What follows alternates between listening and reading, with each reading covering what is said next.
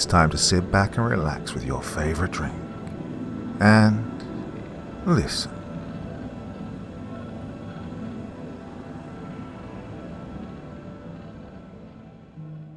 Good evening, my curious friends, and welcome once again to the tide line where certainty washes away. Tonight's journey begins with something almost beautiful. Strange lights drifting in the Atlantic, shimmering like living stars caught in jelly and salt. Curiosity draws witnesses closer, and with curiosity comes interpretation, science, explanation, reassurance. But not every discovery wants to be understood, and not every expert arrives to protect what they study. No, sometimes knowledge has its own allegiances, and the sea keeps records far older than our names. As tremors stir forgotten layers beneath the waves, something ancient begins to respond. So if you're ready to listen to the ocean when it murmurs back, to consider what might awaken when the seabed shifts, then stay with me. The horizon is glowing, the currents are changing, and whatever has surfaced tonight, it remembers war. The Substance in the Sound by W.B. Stickle. Part 1. The boat's GPS began to beep, informing Hamik Kellerman that he was nearing his destination. Already, the 60-year-old Bostonian said, not looking up from his tattered copy of August Dereth's The Watchers Out of Time and others. He was almost to the end of the shuttered room and wanted to see how it finished up. When at last he reached the tale's clever conclusion, he slipped the Red Sox ticket he'd been using as a bookmark into place and slapped the thick tome shut.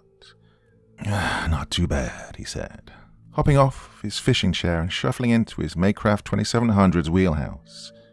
While dark fiction wasn't his typical fare, he'd opted to give the book a shot after his son, Edwin, recommended it. Given the quality of the stuff he'd read thus far, he was glad he'd taken the boy up. In the wheelhouse, he set the book aside and surveyed his GPS's oversized monitor. Seeing that he'd reached the outer edge of broad sound, he tapped the monitor twice, cancelling the alarm, and checked his wristwatch. According to it, he'd only been travelling for 19 minutes, 11 minutes faster than it usually took him to get from Deer Island to his favourite sliver of the Atlantic. Happy for the win, he brought the Maycraft out of autopilot mode and steered the boat on a straightish trajectory for about a minute longer before cutting power to its dual Yamahas. The boat coasted for another half-minute before easing to a stop. That'll do, pig, that'll do, Hamik said, quoting the movie Babe, which Edwin had made him watch over 100 times when he was a kid. Well, he would never admit it. He'd come to cherish the pig-centric film because of all those hours he and Edwin had spent watching it together, a process they'd repeated with its sequel. All right, he said, flipping the switch to deploy the Maycraft's fore and aft anchors. Enough of that mushy shit. He waited until the Maycraft jounced twice, indicating that the anchors had stopped, then ambled his way back to his fishing chair and baited a couple of lines with night crawlers. Those hooked, he cast one off the boat's starboard side and one off the port side. Each landed about 30 yards out. Not too shabby for an old fellow with 2 bum shoulders, eh? He said to the ocean. The ocean responded with an unimpressed gurgle and slosh. Hamik briefly considered baiting a couple more lines, but the pain now shooting through his shoulders convinced him to ditch the idea. That's okay, he told the glimmering waters. Not really here for the fishing this afternoon. No? A familiar female's voice replied in his head. Then why'd you bother to come? Well, the voice belonged to his wife, Louise, who had passed away 3 years prior of liver cancer. Goslow, I just had a shitstorm of a week, Hamik said, retaking his seat on his chair. And this is my best form of therapy. It was not uncommon for Hamik to converse with his dead wife in this way, especially when he was alone. He'd been doing it since she passed and never saw a problem with it. He wasn't stupid or mad. He understood he wasn't actually speaking to her or her ghost. What he interpreted as her voice was nothing more than his own inner thoughts reacting to the things he said aloud. Maybe it wasn't the healthiest of means to work through his grief, but Hamik didn't care. It worked for him, and it was a hell of a lot cheaper than seeing a shrink. Shitstorm, eh? Her voice inquired. Sounds bad. Bad doesn't quite capture it, Hammock confessed. Well, you're here now. May as well get it off your chest. Hammock nodded and gazed at the sea. Well, I don't have to tell you how much craziness I've dealt with during my time at Escu. By that he meant East Shore Credit Union, where he'd served as head of IT for the last 3 decades. But this week, Lo, this week took the goddamn cake. I'm not thrilled with the blaspheming, but go on. Well, Hammock confessed, it started off with a bang first thing Monday morning. Me accidentally killing the credit union CEO's dog, Petey, with my F-150. Oh no, how'd you manage that? Hammock lifted his hands and dropped them. Mr. Denfield insists on bringing the animal to work, and he likes to walk the old boy in the mornings before heading inside. For some stupid reason, he opted to leave Petey off his leash. The foolish dog caught sight of a squirrel and chased it across the headquarters parking lot as I was pulling in. And that was all she wrote. That's awful. How'd Mr. Denfield take it? He was distraught, but he didn't blame me. I suspect he knew he was in the wrong with Petey being off the leash. My co-workers were less forgiving, though, looking at me like I ran Petey down on purpose. Mr. Denfield explained what happened, and they mostly backed off. Yeah, but still pretty awful. That was just Monday, Hammock agreed. On Tuesday, 3 of my top sysadmins quit in the middle of a server upgrade, forcing me to stay until 2 a.m. to make sure everything got done on time. Then on Wednesday, a drug addict tried to rob the main branch and ended up killing a teller before getting his ticket punched himself by the cops. Oh, heavens. Yeah. Thursday was only slightly better, with the entire headquarters staff coming down with food poisoning. Well, I vomited once before my Pepto kicked in, but 2 of our execs shat themselves at their desks, which brings us on to earlier today, when 3 more of my IT guys walked off the job, yammering on about low morale and crappy leadership. My crappy leadership. Hammock issued a hollow laugh. Despite the Petey incident, Mr. Denfield said he still had confidence in my ability to lead, though he sent me home early all the same. Oh, you weren't kidding, honey, his dead wife's voice stated. I'd say you earned the right to kick back with a cold one and forget your troubles for a while. Yeah, Hammock said, extracting a bottle of old Milwaukee from his cooler. Louise supporting his beer intake was a bit of a stretch, but his thoughts were his thoughts. Who was he to argue? You're right, I have. After downing all 12 ounces of the beer, he slipped on his aviator sunglasses and turned his face skyward. It was nice out, he noted, sunny and calm, with a gentle breeze wafting in from the south. No other boaters in sight. Aside from the cluster of dark clouds gathering along the northern horizon, it was damn near a perfect day. Perfect for dozing off for a nice nap, don't you think? He imagined Louise saying. Hammock shrugged and cracked open another beer. Maybe. Except there was no maybe about it, as the mere suggestion of a rest triggered a response from his pineal gland, and it wasn't long before a creeping fog spread through his extremities, causing him to yawn. Oh, Christ, he said, setting his beer in his chair's cup holder. Oh, hush now, Louise's voice urged. You hush, Hammock murmured, fighting to keep his eyelids from drooping. If he didn't know any better, he would have sworn he'd been roofied. In the end, despite his best efforts, the drowsiness won out and he drifted off to sleep. The sound of seagulls squawking jolted Hammock awake a short time later. What? He blurted out, sitting up in a panic. The abrupt movement sent an electric twinge shooting through his lower lumbar region. Oh, God, he cried, pressing a fist against his tailbone. Well, the maneuver helped, and little by little the pain subsided. Once it reached a steady-state whimper, Hammock got to his feet and began searching for the seagulls responsible for his anguish. He spotted a pair of the bastards circling above the water about 40 yards off the starboard bow, well away from his fishing line. They were circling and squawking about 20 feet above the surface. Occasionally they'd drop half that distance before zooming back up to their original height, at which point the cycle would repeat itself. "Hey," he called out to the pair. "You dipshits lost or something?"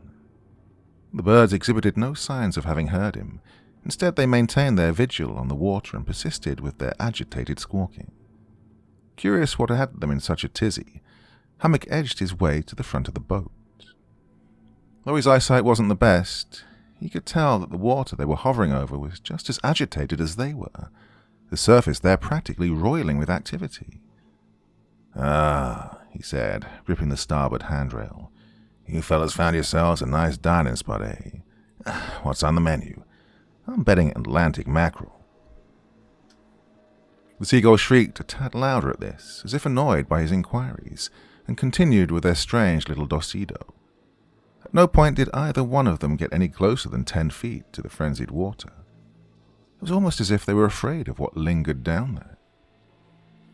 Curiosity intensifying, Hammock retrieved his binoculars from the boat's wheelhouse and had a closer look at the roiling waters.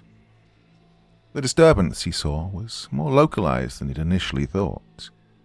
Per the binoculars' inset measuring guide, it was 12 feet at its widest and consisted of large groups of bubbles reaching the surface in big fuzzy waves. Hammock lowered the binoculars and frowned. As far as he knew, there were no underwater volcanoes in this part of the Atlantic, nor were there any major fault lines running through the Sound. None that he knew of, anyway. He supposed it could have been methane gas rising from a crack in the seafloor, but he was fairly certain their emergence didn't make the water seem as if it were boiling. They belched up a few big bubbles here and there, but nothing like what he was witnessing. Perhaps then, he ruminated, it was more biological in nature. Not a school of sea bass or Atlantic mackerel, as the seagulls would have preferred, but something larger, more majestic, like a whale coming up for air. Maybe one of those grey whales he'd heard about on the news recently. "Yeah," he said, recalling a Channel 5 segment that claimed sightings of the beast had skyrocketed this year. While he himself had never spotted a whale in the Sound, the other reported sightings afforded the notion an Occam's razor kind of plausibility. Hammock had almost convinced himself he had his answer when the first blob-like thing appeared.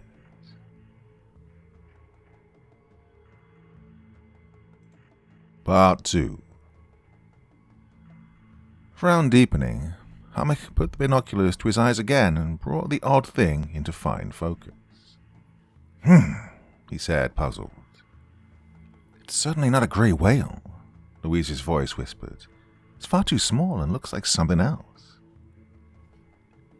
Well, Hammock saw what she meant. The blob thing was closer in size to a half-sunken Austin Mini than a surface whale, and its exterior was more gelatinous than dense, bearing a translucence that made Hammock think it might have been part of the jellyfish family, a notion he swiftly rejected when he noticed the bevy of small, shimmering orbs that riddled its clearish outer layer. "Hey, ever seen a jellyfish with those?" Well, in 50-plus years of seafaring, Hammock had seen his share of jellyfish, or sea jellies as they were sometimes called. Not once in all that time had he encountered a sea jelly with orbs like those. "No," he said, readjusting the binoculars' fine focus to gain a sharper view of the blob thing. It wasn't much of an improvement, but it was enough to show Hammock that the orbs weren't so much shimmying as they were spinning. Definitely not. As he watched, they spun faster and faster, then did something he could scarcely believe. They began radiating a soft luminescence that swirled into colourful pinwheels of light. "Definitely not," his dead wife's voice echoed. A calmness fell over Hammock as he ogled the pinwheels. Something in the way they glowed and swirled made him want to watch them forever. They were good and peaceful creatures who only wished to commune with mankind. Later on, when he attempted to reflect on the incident, Hammock failed to recall how long he'd stood there in that spellbound state. It was like someone had taken a crappy eraser to the memory, leaving behind a vague smudge whose contents would be interpreted in several conflicting ways. In one instance, he remembered gawking for just a few seconds. In another, he recalled the episode lasting 20 minutes. However long it went on, the spell was eventually broken by a seagull who landed on the boat's wheelhouse and began squawking like its feet were on fire. "What the fuck?" Hammock uttered as he jumped from his seat and clambered to the back of the Maycraft. The bird disregarded his inquiry and continued with its frenetic squawking. Noticing that its squawks weren't directed at him, Hammock looked back out at the water and discovered that its companion had landed on top of the blob thing. Judging by its frenetic head movements, Hammock got the impression that it wasn't pleased to find itself there. This impression was validated moments later when the bird started cawing and flapping its wings wildly. Given the intensity of the flapping, Hammock expected it to shoot up into the sky and fly away. When it didn't, he used the binoculars to diagnose why.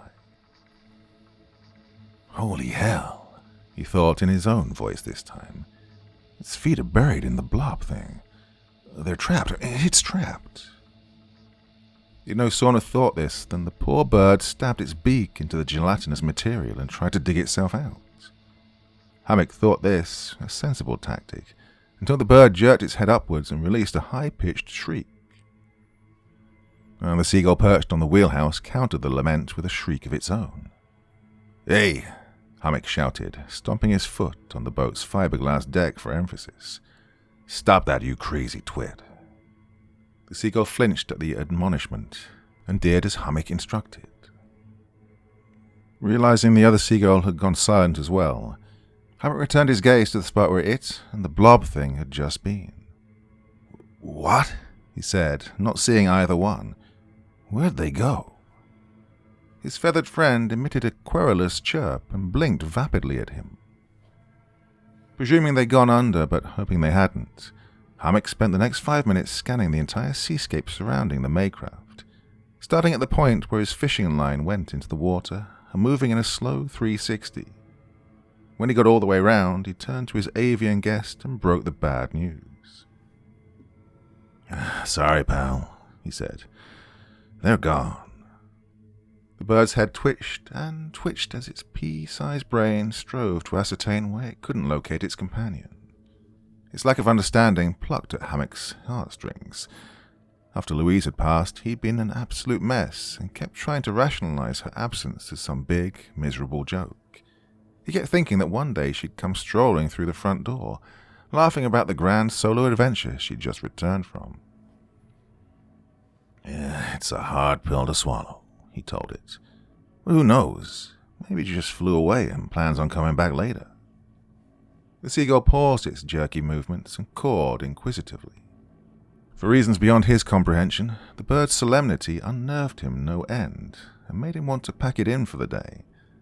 Something was amiss here today, in this part of the Sound, something to do with the gelatinous mass and the trapped seagull, something in those pinwheeling lights. "Hey, time to scoot, Hammock." It was Louise's voice again. "Don't dawdle. Get your ass in gear and move, like pronto."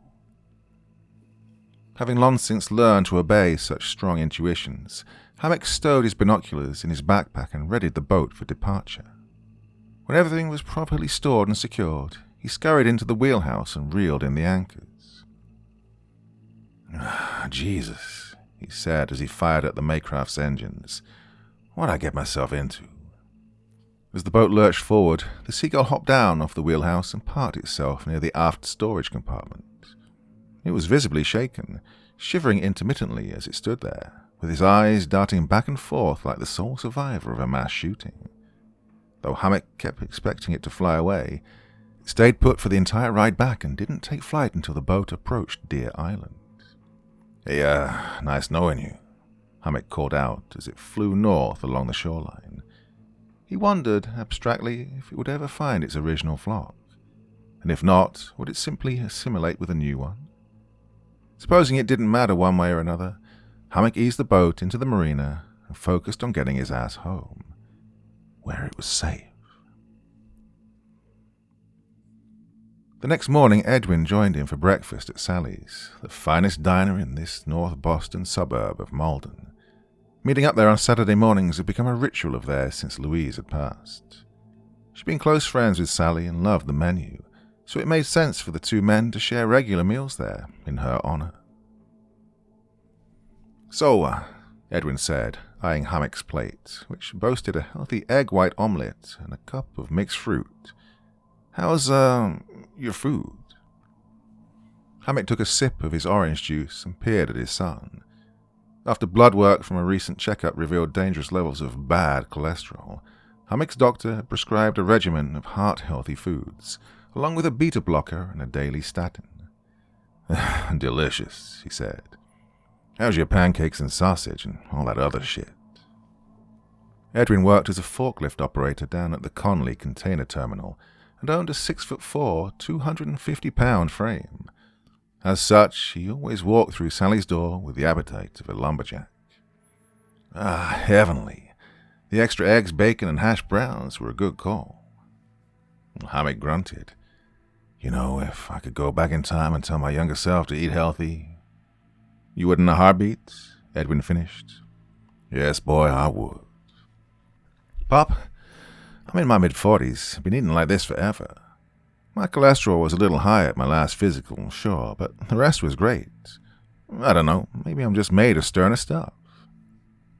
"Suit yourself," said Hammock. "Just know it catches up on you in a flash."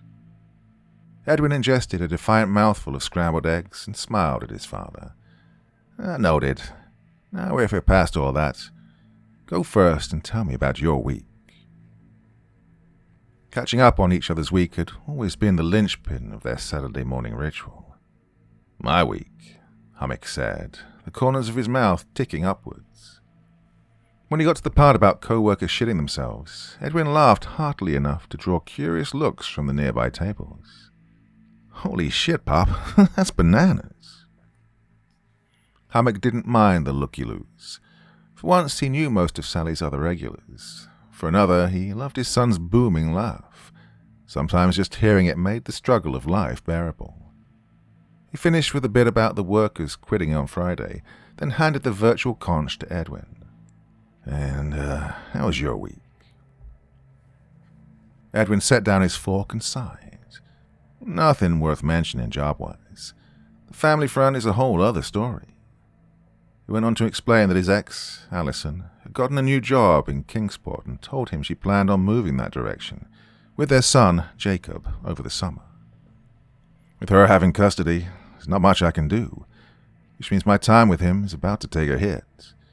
How big a hit depends on where she finds a house. I asked her to consider somewhere halfway, like Lynn or even Salem, but she seems dead set on settling in Kingport proper." "Sorry to hear that, Eddie," Hammock said. "I barely see the lad myself as it is." Edwin downed the rest of his coffee. "I know, Pop, I know. That's why I figure, unless you have plans, we should take the boat out to Broad Sound today. Get in some fishing, drink some beer, maybe forget about our troubles for the day." Hammock arched a single bushy eyebrow and squinted at his son. Funny you should say that. You think my week was wild? Get a load of this." Well, a wisp of consternation passed across Edwin's face as he processed his father's story. "I know how it sounds," Hammock said, "but I know what I saw." "What you saw isn't bothering me," Edwin told him. "It's the time loss you described." Hammock simpered at his son. "I'm telling you, Eddie, last night when I was driving home, I couldn't work out how long I was staring at the stupid swirls. It's almost like they hypnotized me somehow." "Pop?" "Of course, with some basic math, I worked out that it was only 5 or 6 minutes I'd lost. Except it seemed like less and more at the same time." "Pop!" "Hang on, Eddie," Hammock fired back.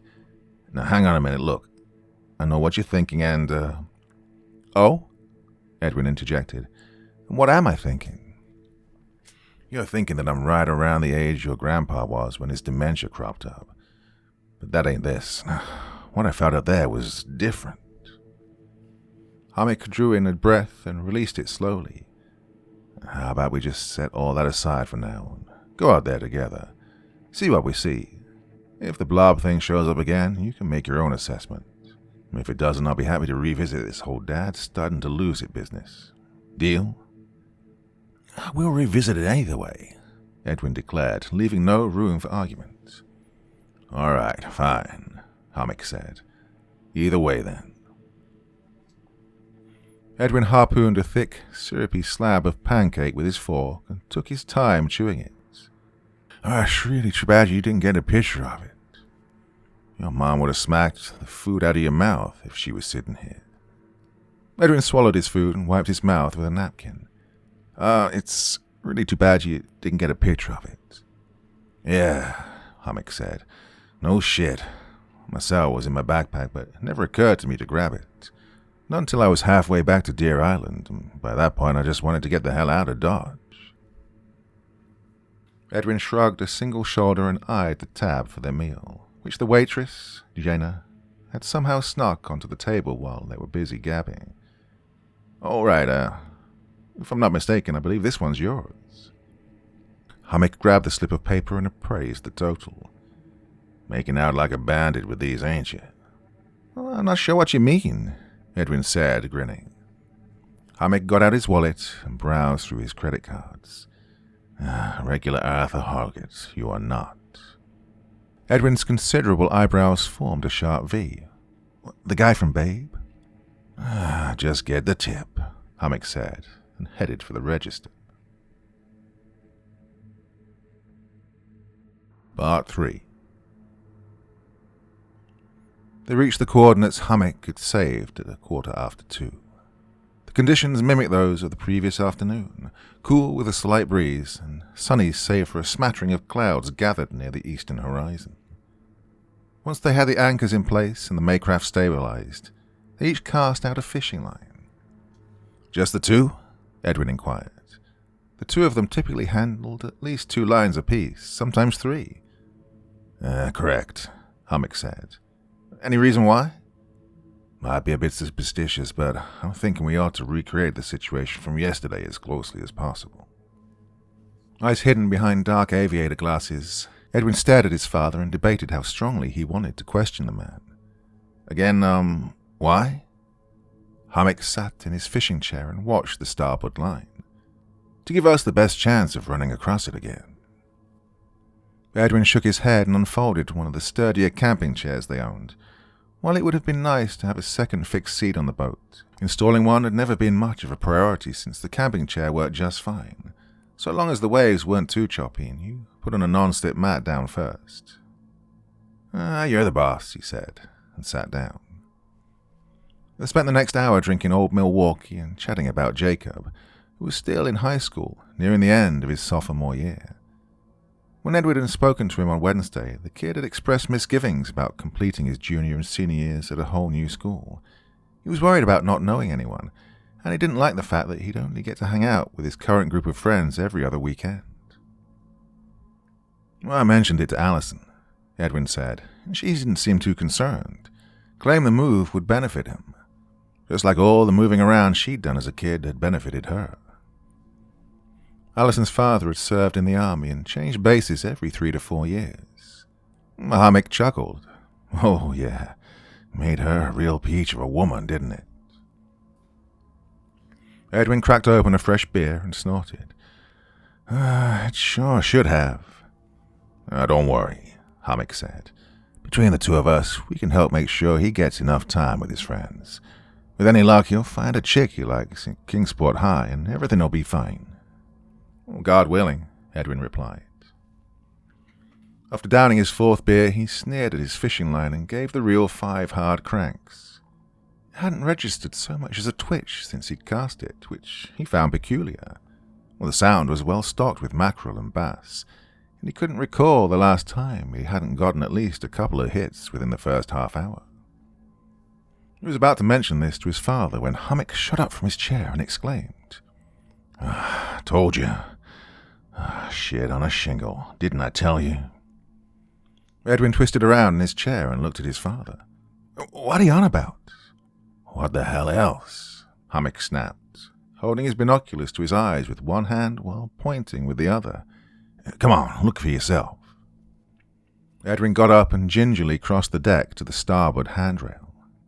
Cupping a hand across his forehead to block out the sun's glare, he tracked his father's finger to a section of water about 20 yards from the Maycraft. All he saw there were thousands of tiny waves, each glinting with sunlight.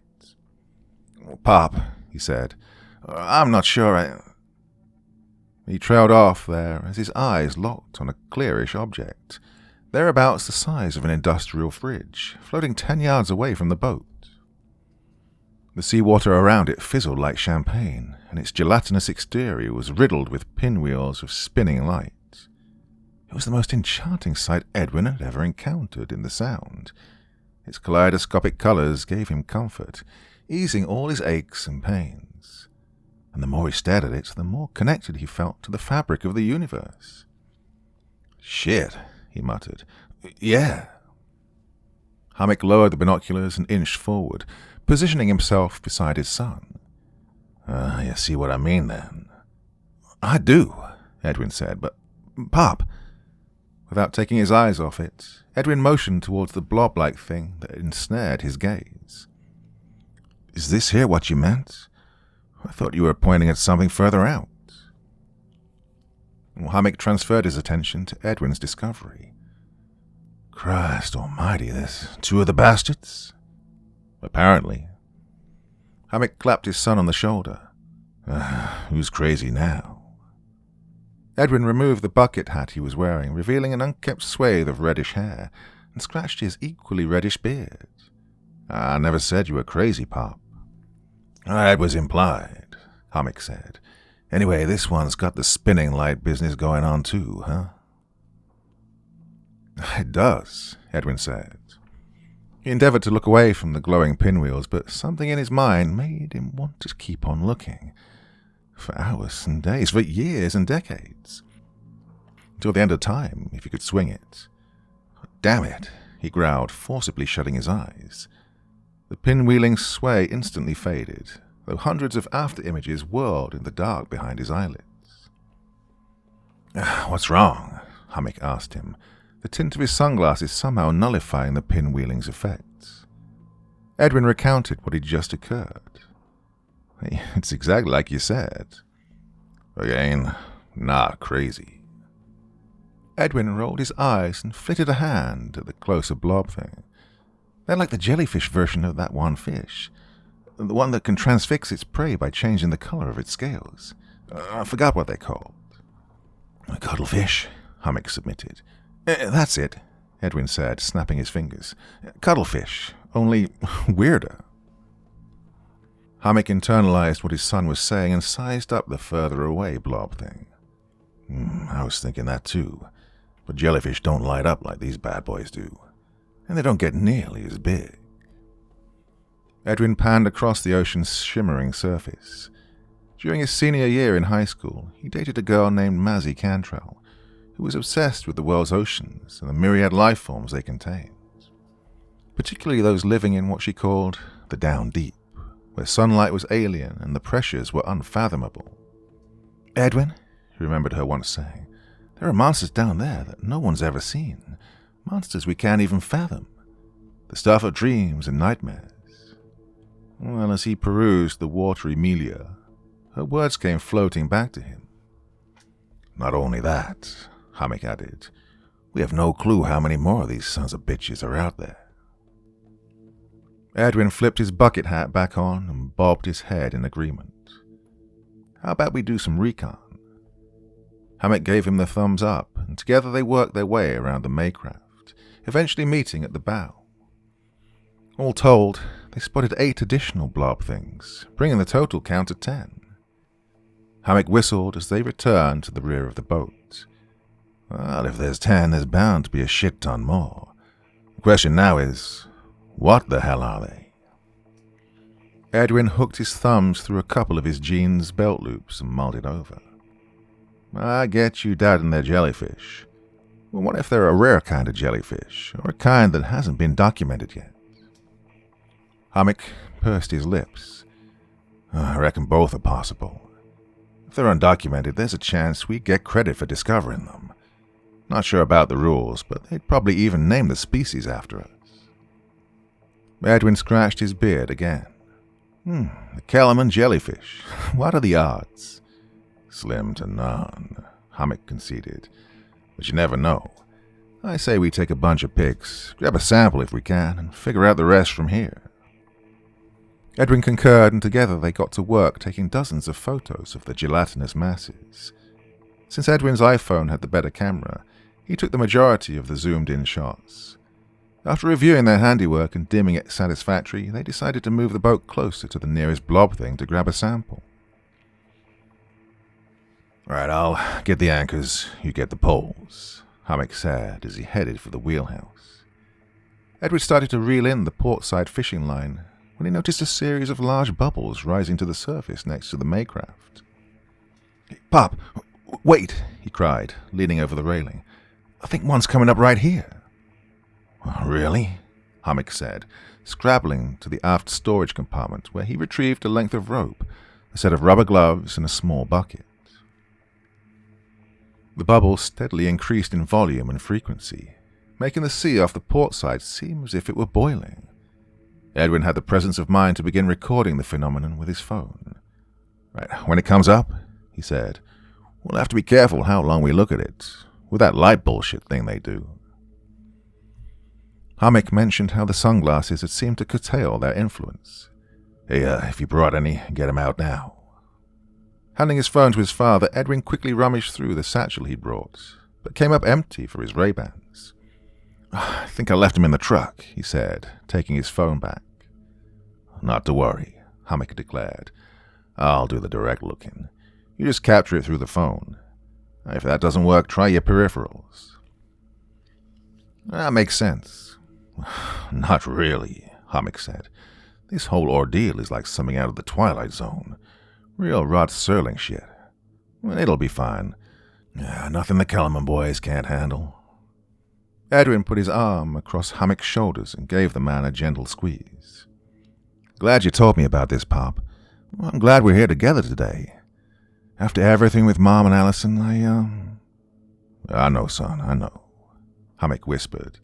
"It's you and me till the very end, right?" Suppressing the emotions he could feel rising within him, Edwin dropped his arm and focused on recording the agitated waters. The bubbling reached a crescendo 2 minutes later and converted into the champagne-like fizzing. A minute after that, another blob-like thing breached the surface. This one was smaller than the others, maybe 4 feet at its widest, 3 feet at its narrowest.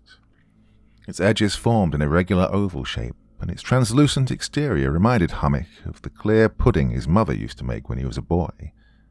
Only this stuff was infused with small brown spheres. "Seen those yesterday," he said, canting over the handrail. "Not sure what they are." Edwin studied the spheres with the phone's display.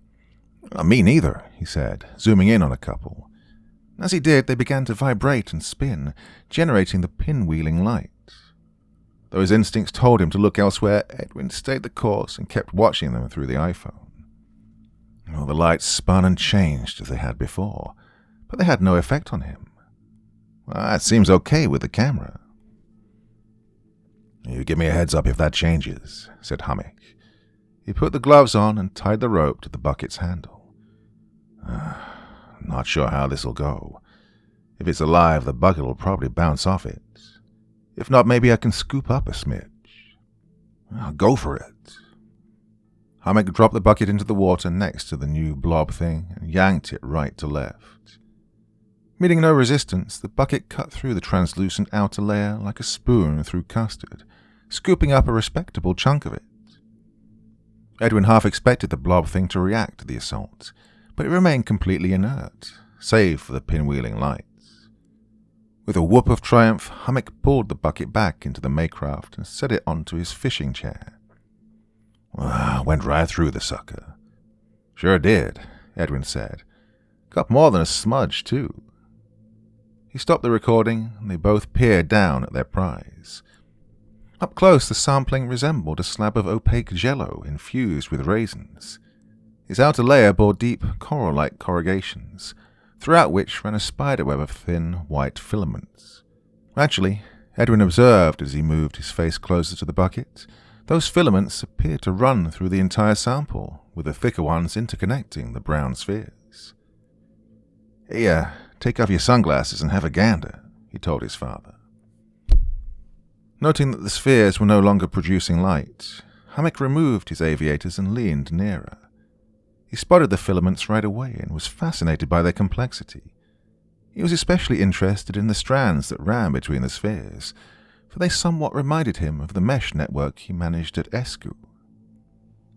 "What do you suppose all this crap's for?" Edwin asked. "Hard to say," replied Hammock. "But now I'm a little worried it's a biological function, like a circulatory or nervous system." He stopped short as a series of tiny blue arcs materialized along the thicker strands and started pulsing back and forth between the spheres. The pulsing repeated twice more before the blue arcs brightened briefly and flickered out. A millisecond after that, the whole sample turned gray and sallow. "Ah, shit, Pop," Edwin said breathlessly. "Was that electrical activity? Did we just kill whatever this is?" Not waiting for a reply, he darted to the port side railing and re-examined the sample's source. The ovular blob thing was still there, but it had gone cloudy and grey and appeared to be leaking dark fluid from the gash they'd inflicted. Not only that, but Edwin swore he heard a faint melody emanating from it. He turned around and looked at his father. "I hear it too, boy," Hammock said as the nebulous melody rose in pitch. It was a sorrowful noise, ancient and penetrating, containing intonations and resonances that their brains innately recognized as having evolved in the grand nothingness between galaxies. It was an exuberant sound, a song of awakening, and its playing portended the stirring of things that had been dreaming since beyond the earth had fully formed. Edwin clutched a hand to his stomach and suddenly retched with nausea. "Fucking hell, Pop. It's making me sick." Hammock felt the nausea too and spat up a bellyful of old Milwaukee. Luckily, he had the wherewithal to chuck it into the sea instead of all over the deck. "Oh, God in heaven," spitting bile. "Me too." "We need to leave," Edwin groaned, throwing the fishing poles into the water. "This is all wrong." Without waiting for a response, he stumbled into the wheelhouse and fired up the engines. Once the anchors were up and the sample bucket was aptly stowed, he guided the boat in a wide arc, avoiding the blob-like things, and headed west, towards Boston. After motoring along for 5 minutes and no longer feeling sick, Hammock made Edwin stop the boat so they could talk without having to shout over the engines. Edwin obliged, but opted not to deploy the anchors. No, Hammock said. Just a few minutes to think about what to do next. Unsteady on his feet, Edwin parked his butt in Hammock's fishing chair and slumped forward. What was that goddamn music? I don't know, son. It made me see space. Like, outer fucking space. I think I was starting to understand where everything came from. Same here. Edwin wiped the drool from his chin. So, what do we do now? Working on it. They both retreated into silence as Hammock deliberated their quandary. A handful of untenable ideas presented themselves before the solution struck him like a punch to the head. Of course, he said. Been staring me in the face the whole time. What has? Not what, who, Hammock said. Have I ever mentioned an old college buddy of mine from MU, Abe Teller? Everybody calls him Telly. Edwin ruminated on it. Did you and Mum sometimes play poker at his house when I was a kid? Yeah, every so often. I don't remember what he looks like, but yeah. You wouldn't. Last time he came to the house, you'd have been 6 or 7.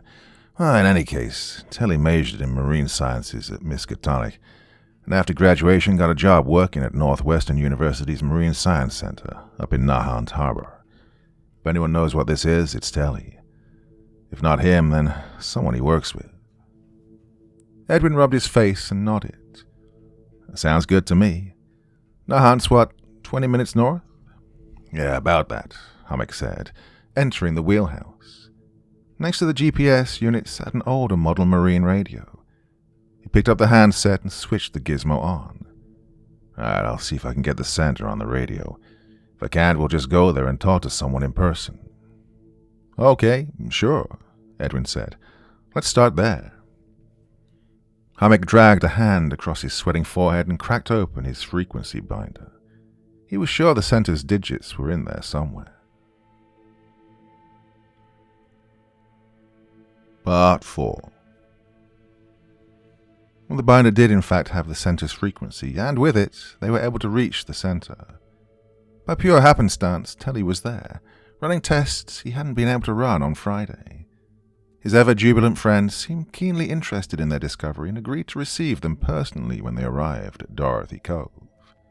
True to his word, Telly was there waiting for them when they pulled into the Cove's small marina. Following a hearty round of hugs and handshakes, it had been eons since Hammock had last seen his old friend. He handed Telly the bucket. Flipping on his bifocals, the tall, gangly scientist set the bucket on the ground and gave the sample a lengthy look-see. Definitely organic, he stated. Similar to the mesoglia of jellyfish, but not quite the same. Mind if we take this back to the lab? Pay the docking fee and you're on, Hammock said. Telly laughed, said he'd already paid the fee, and they all piled into his beat-up Jeep Wrangler. It was past 4 by the time they got to the center, and the place was a ghost town.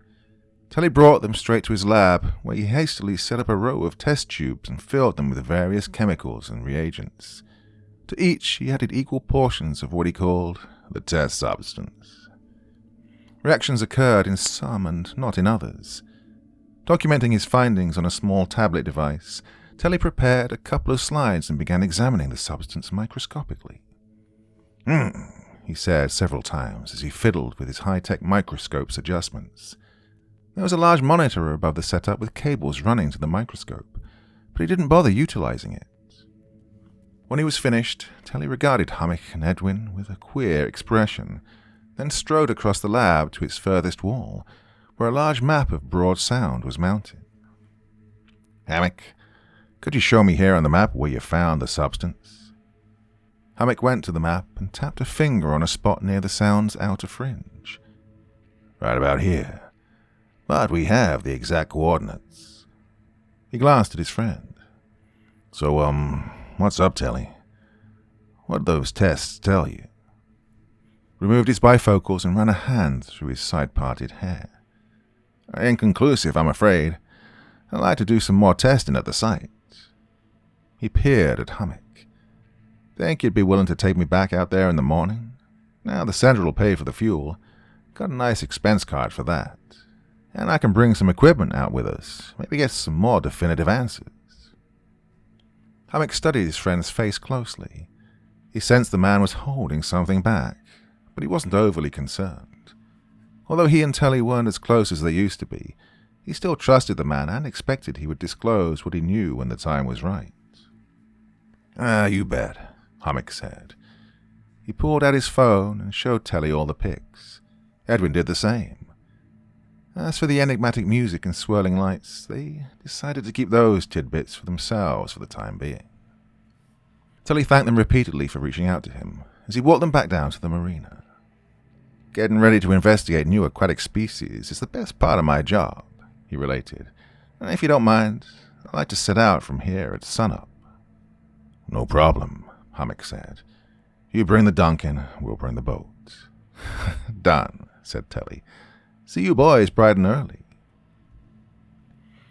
For convenience sake, Edwin stayed the night at his father's house, sleeping in his old childhood bedroom, which hadn't changed much in the 2 decades since he'd left home.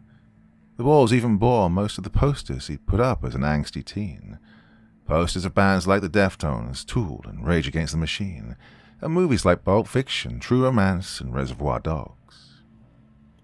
As they sat at the kitchen table, eating the steaks Hammock cooked up, Edwin asked his father why he never renovated the room. Your ma insisted on leaving it as it is, Hammock explained. So you'd feel at home whenever you needed to stay over. Plus, it's not like we ever get guests.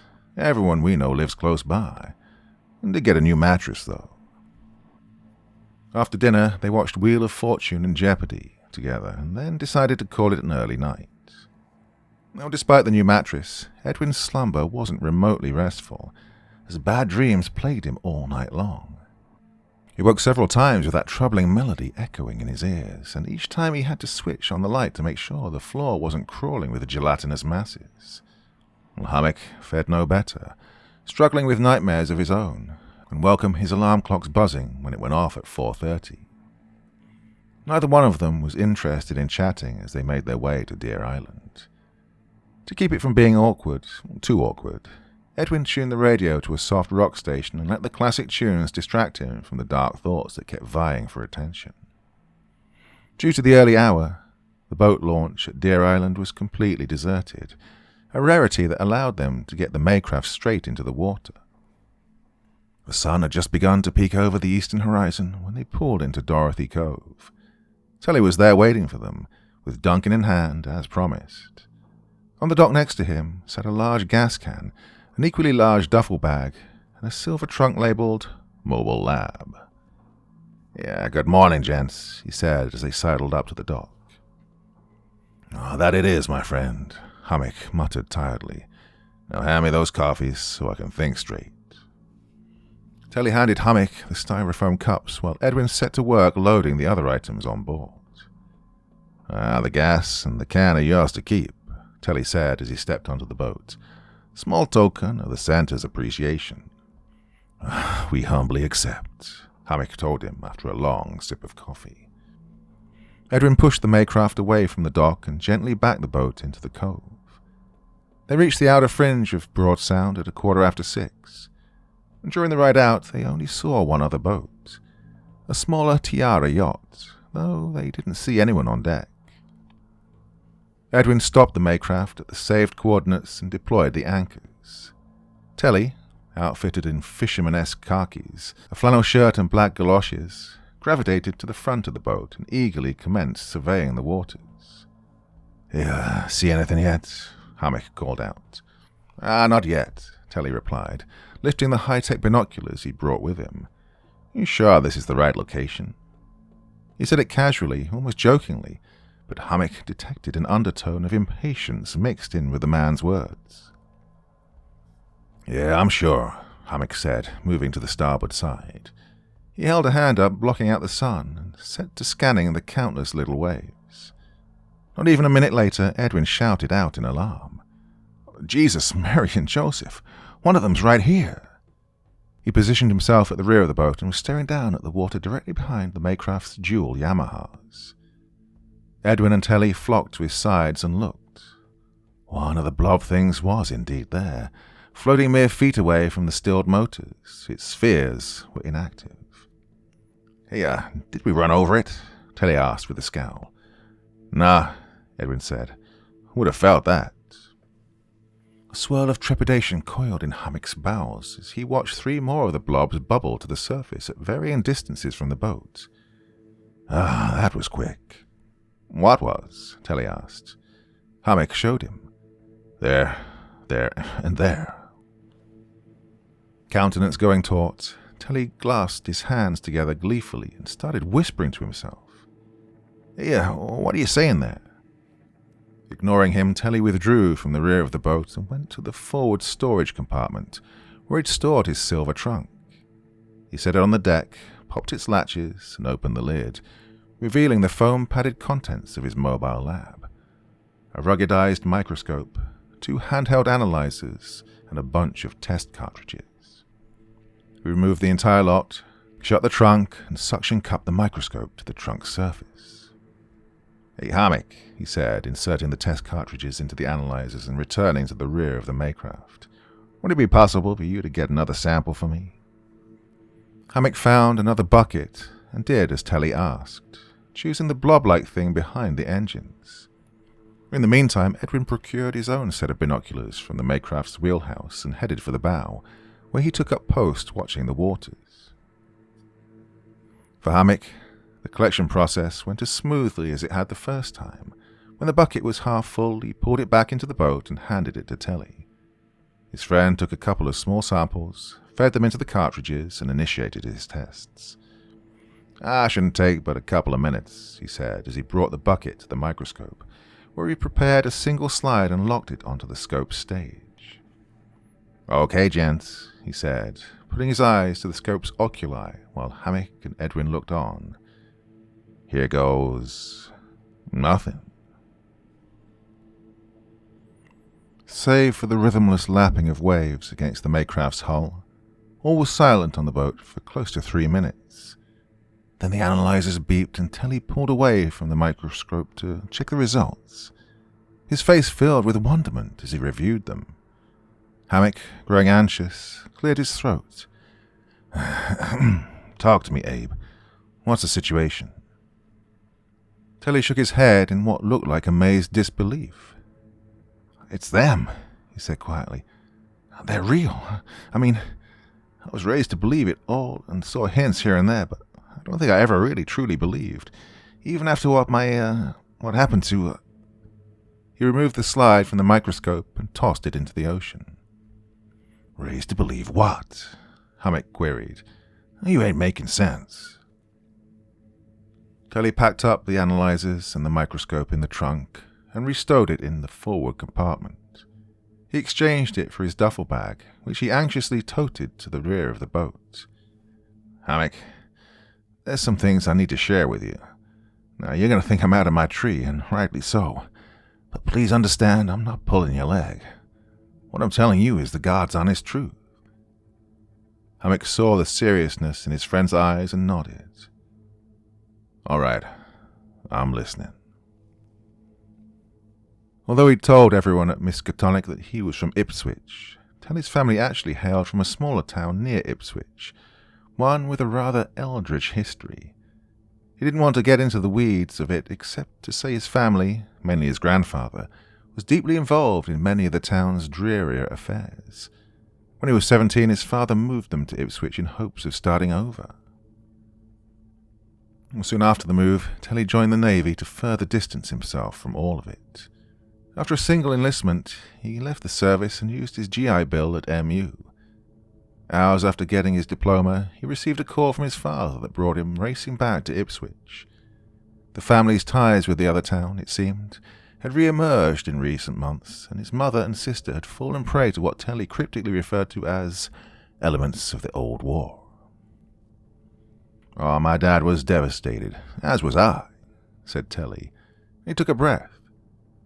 Because of the injuries he'd suffered while trying to protect my mom and my sister from what came, said it was upon me to balance the scales, if I could, and he gave me all the tools I'd needed to do so. Telly reached into his duffel bag and withdrew an old book that reminded Hammock of the Necronomicon from the Evil Dead movies. Now, the things that took my mother and sister have their own enemies, many in fact. He looked at the sky before glancing down at the ocean. In there. He directed his gaze to the new sample Hammock had procured. There. Hammock's brow furrowed. I'm not following you, buddy. Telly brandished a grim smile. They came a very long time ago, and I think they were trapped down there under the crust. I think last week's earthquake jarred open the earth and set them free. They've been slowly waking since. Hammock stared at his old friend. Wait, what earthquake? That was a small one, barely reported by the news, Telly said, but it struck in just the right place. He laughed. Such providence. At the boat's bow, Edwin dropped his binoculars and peered nervously at Hammock. Pop, he shouted, slipping on his sunglasses. There's more. They're everywhere. Look. Hammock browsed the surrounding waters and was alarmed to see thousands more of the gelatinous masses had surfaced. Oh, fuck me, he said, fumbling on his own shades. Telly opened the book. They're drawn to the words in this grimoire's passages. Questions swarmed through Hammock's head like angry bees. His eyes moved to the book. What the hell do they do? Many things, Telly replied, motioning towards the boundless opaque masses occupying the sound. They're dead, in a way, and this will help wake 'em up. Telly flipped to a page at the back of the book and started reading from it. His voice was low, practically a whisper. The words he spoke were foreign, guttural, commanding. His whisper soon transformed into a chant, and the blob-like things began to stir. The white filaments within each glowed bright, initiating a cascade of bioelectrical reactions that inspired the little brown specks to generate legions of the pinwheeling lights. "Hey, stop it," Hammock shouted. "Whatever you're doing, stop it." Around them, the sea grew bright with bioluminescence. Meanwhile, the gelatinous masses sprouted long, flailing protrusions, some which remained beneath the surface and worked to whip the sound into a frothy mess. Amid the disarray, Hammock's ears detected that ageless melody from before, whose voluminous timbres were forged in the furthest reaches of space and time. Decibel by decibel, it filled the air, growing louder and louder. It was no longer sorrowful. No, it was angry, an angry and hungry sound. A war song. Feeling ill and fearing for his life, Hammock staggered to the boat's wheelhouse and attempted to engage the motors. They struggled mightily to start, but wouldn't turn over. Edwin appeared beside him under the canopy and tried to help. It was no use. The gelatinous mass behind them was entwined in the propellers, preventing them from moving. In desperation, Hammock turned back towards Telly and beseeched the man to undo what was happening. Please, for me and Edwin's sake." "I can't," Telly stated, a strange resolve shining in his wet eyes. "I'm sorry about this. I truly am." He pointed at the pinwheeling lights. "As I understand it, it'll be easier, less painful, if you stare into those." Edwin went to say something, but before he could get a single word out, several of the longer protrusions sprang from the waters and rushed into the boat. They advanced like vipers, wrapping themselves around both Edwin and Hammock. Barbed, and no longer pudding soft, the clear protrusions squeezed hard, cutting into the men and lifting them high into the air. "Eddie!" Hammock cried. "Bob!" screamed Edwin. The protrusions quivered and tore them in half, letting their blood and entrails pour into the sea. "Ah, the ablation is delivered," Telly exclaimed. And all at once the waters around him stilled and the melody ceased. The former marine biologist pivoted on his heel and jabbed a finger towards the mainland. "Impetum," he commanded, coursing with adrenaline. The army of blob things vanished beneath the surface, including the one behind the boat, and thrashed their flagellate protrusions hard, propelling them towards New England, where the primordial conflict awaited. Telly watched them go, and spent the next half hour calming himself down. He hadn't enjoyed doing what he'd just done to his friends, and their deaths weighed heavily on him. His father would have called their sacrifice a necessary evil, and rightly so, but that scarcely helped his grieving conscience. When he was finally in a clearer headspace, he got the boat running and plotted a course for Salem. He had to get to Ipswich as fast as possible, and after that, Innsmouth. There was so much to do in the days ahead. The next phase of the war had begun, and he needed to prepare what remained of his family for the horrors soon to come.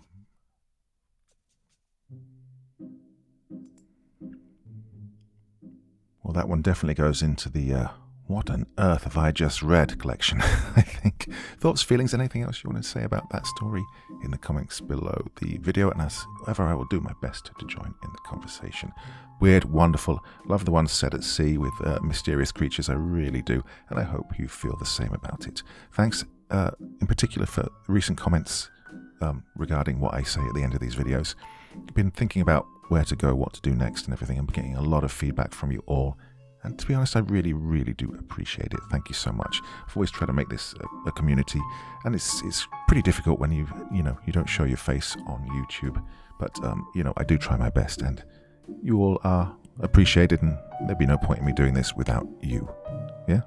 Okay. I'm probably going to be back again tomorrow night with maybe a new zombie film from the Zombie Outbreak series. Not promising that, definitely. See how tomorrow goes, but that's my plan right now. Till then, my dear friends, remember, it's just a story. Very, very sweet dreams, and bye-bye. Thank you so much for taking the time to listen to this story today. It really means a lot to me and to the author of the story, of course. Well, if you want to know more about me, I'm pretty much everywhere on social media. You can find me on Facebook, Twitter, Instagram. You can download my music on SoundCloud. I've got a Patreon if you feel like. Throw me $1 or $2. Very much appreciated. And of course, on Reddit, I have a place where you can leave stories if you want me to read one that you've written. Well, hoping to see you all again very soon. Till then, sweet dreams. Bye-bye.